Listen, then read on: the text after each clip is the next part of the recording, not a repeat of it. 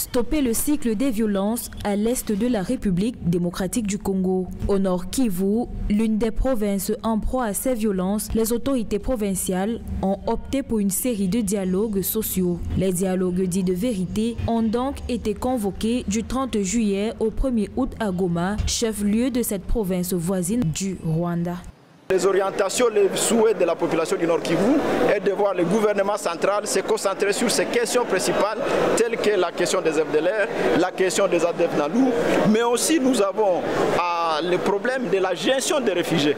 À la suite de la guerre de 1994 au Rwanda, il faut que la République démocratique du Congo travaille sérieusement avec les partenaires internationaux, les enseignants, pour que cette question ne puisse pas aussi être une cause de rupture des relations au niveau de la province de Kivu.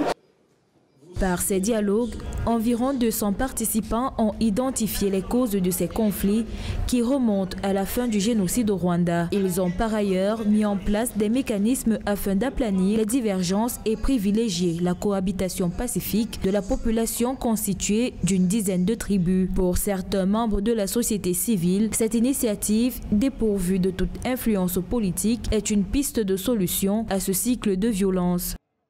À un certain moment, nous avons constaté qu'il voulait y avoir un règlement des comptes, alors que l'Assemblée et l'exécutif ont un cadre approprié pour se parler.